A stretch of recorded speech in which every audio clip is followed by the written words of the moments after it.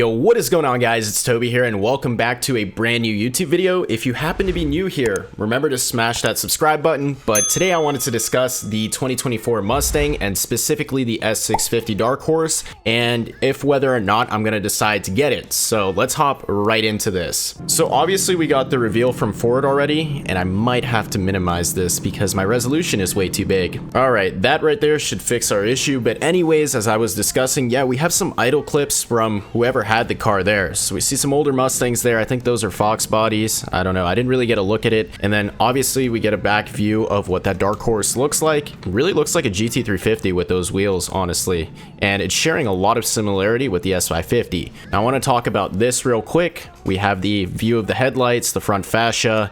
I mean, this car is super mean. We got the vents up there, and then I think we're going to get some pull clips.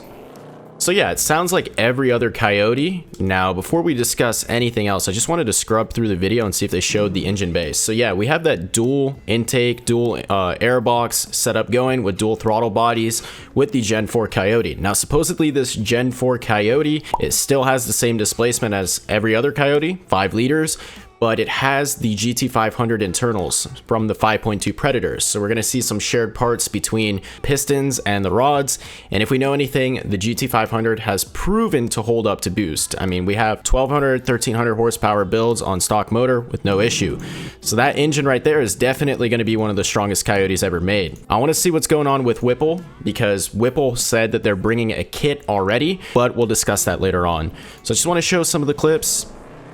You can hear the acceleration.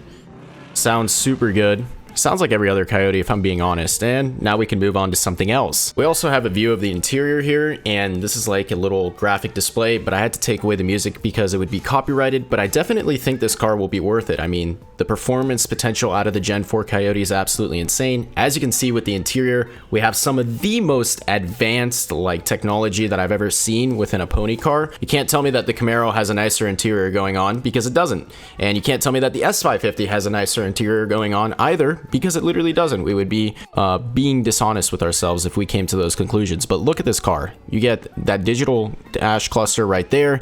You can change it dynamically, I guess, between the modes. I've also heard that you can slap on the Fox body cluster right there. It's like a super cool ode to previous Mustangs. And it looks like that's the MT82. So I don't know if this is the Dark Horse or just the GT, because I know the GT has the Get Rag transmission in it, which is absolutely garbage. And the Dark Horse has some sort of revised Tremec TR3160, I'm pretty sure. But look at this dynamic modes. So you have the traction control, you're controlling it right there. Line lock, obviously, it wouldn't be a Mustang without the line lock. I mean, this car is just next level. Look at the technology. The dash, once again, rolling shot from behind. Now, just in my live stream, a lot of people didn't like the look of the taillights, but I don't think there's an issue with that there. Like, I mean, they're just modernizing it, whatever. The grille is really, really cool too. I guess you're drawing in a lot of air with that dual intake, dual throttle body setup, so you need a big grille like it has. It reminds me of the RTR, honestly. So they also did come forward, I guess somebody made like a customization menu where you can tweak what you want your 2024 Mustang to look like. And I don't know if the website is working right now. Let's see, Atlas Blue, nothing is updating. Maybe we're gonna have to reload the page because it's just not working. But yeah, let's try this one more time. So let's change the color of the car from Oxford white to rapid red. Yeah, I guess the site is not working too well. Oh, there you go. And let's take a look at some of the Dark Horse options. So let's see.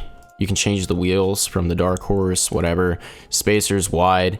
I guess this just gives you an idea of what it would look like. I'm not really going to spend too much time on it because the website is super, super laggy, but that gives you a modern idea of what this modern S650 is going to look like. So you can jump on this website. I'll link it down below. Maybe you want to catch a preview of what the car is going to look like with a couple of different options, different spoilers. That's one thing I'm going to show real quick. So Dark Horse spoiler, GT spoiler. Let's see if it updates real quick. Come on. There you go. So that's like the regular GT spoiler.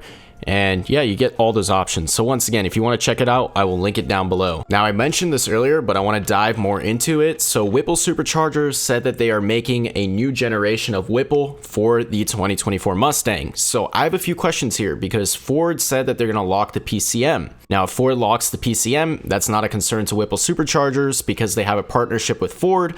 Roush has a partnership with Ford, so you're still going to be able to get these blowers for your car. That's a main concern, but you're not probably probably going to be able to go your own custom route of tune, like you have liberty with the S550. With the S550, you can go to Lund Racing, you can go to Palm Beach Dyno, etc., or T's Performance. But with this like off-the-shelf tune that you're probably going to get from Whipple and Roush and those type of people like Saline, I don't think you're going to be able to tune past that, because Ford said they're locking the PCM. So you're going to get an off-the-shelf canned tune, but we are going to be having plenty of supercharged options for this car. I don't know about turbos yet. No one came forward and said anything, but Fat House did in fact say they're making a 1,000 horsepower Dark Horse. Okay, so you can see that right here, what I was mentioning with Dark Horse, basically, and I'm sorry about all the ads here, guys. I mean, this website's crazy, but they said that they're going to be making a 1000R. This is what their render was from Fat House Performance. So you're going to be able to make, what, 1,000 horsepower with a twin turbo kit? I think that's what they were saying. And we'll just scroll through that real quick. I mean, this is all from Ford Motor Company, but this is their teased or rendered pick. And let's see what it says. Yeah, so they're going with a twin turbo setup. Nothing really else. I mean, they'll fully build the car, so axles and all that type of stuff, but they already leaked it. Dark Horse 100 or 1000R, I can't read, twin turbo. We can't get our hands on a next generation Mustang and see what they are capable of. So, I mean, the aftermarket scene is still going to be there. Furthermore, if we look at this cinematic B-roll from Ford Motor Company that this website or YouTube channel reposted, you can hear it singing its V8 note. Sounds a lot like the Gen 3 Coyote, like I was saying earlier. No major differences there. I am dying. Alright, I'm good. I choked on water, but yeah, you can hear what it sounds like. A few other clips. Nothing really different there between the Gen 3 Coyote and the Gen 4. And then you obviously have the drop top right there, the vert. That's pretty clean. The Dark Horse is cool and all, but is there going to be a Shelby variation of the S650? Will we see the GT500 in an S650 iteration? And the answer is yes. So apparently, and this is a leak from Ford Authority, Shelby American is set to reveal their GT or their GT350, not specifically their GT500, but apparently they're supposed to be releasing their Shelby line for the S650 in 2025, and then we'll have the first Shelby car in 2026. So that'll probably be a GT350 or the GT500, but the current plan is to phase out the GT500, and you can see some example renders here. Now, Stang Mode posted this, and I mean, that car looks absolutely insane. I would love a GT500 in the S650. We see some borrowed elements from the S550 here, like the carbon fiber wheels from the carbon fiber track pack, the wing on the back from the carbon fiber track pack, and the vents on the side, basically all that type of stuff. So yeah, in Stang Mode's video, he's basically discussing the leak and all that type of stuff. He was there live at the event. He actually commented on one of my videos, so that was pretty cool. But yeah, I don't need to show that ad. That is completely irrelevant. So I think it'll be really cool and awesome to see a Shelby of this car. I mean, Ford is killing it. Imagine the power upgrades that they're going to give it. If they increase the horsepower from the Gen 3 Coyote from 460 to 500 with the Dark Horse, maybe they're going to give the GT500 800 crank horsepower from the factory.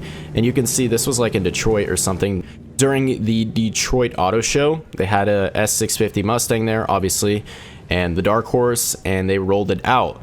Now, this is one of the last things I wanted to discuss for this video. If I were to get one of these cars, I think I would sell the Camaro for it. I want to get one of these cars indefinitely, you know, because I want to be on that wave. I want to be the first S650 Mustang Dark Horse with a Whipple supercharger on it. I think that would be a really cool title to hold, and maybe I would get the 10-speed. I don't know. I don't know if I would get the 10-speed or the Tremec, but it would be cool to have the first S650 in the low 10s or maybe the high 9s with the 10-speed. I mean, that honestly guarantees it, especially if we're getting an off-the-shelf tune that limits us to like 750 wheel, I don't know, maybe 800, not 750 wheel, 750 crank or maybe 800 crank. I think it would be easier to get closer to that lower 10 than it would be with the manual transmission, obviously, because you need more power. So if I were to get one of these cars, which I am getting one of these cars, basically, I want to come clean with that, I would get the Whipple supercharger on it and basically be one of the first people to have a Whipple on this car and get it in that time. So if you guys think that's a good idea, make sure to smash that like button. That's pretty much going to do it. I'm going to keep it brief. I think I ran through all the key points, covered everything that was important. So if you guys enjoyed this video, please remember to comment, like, and subscribe, and I'll see you in the next one.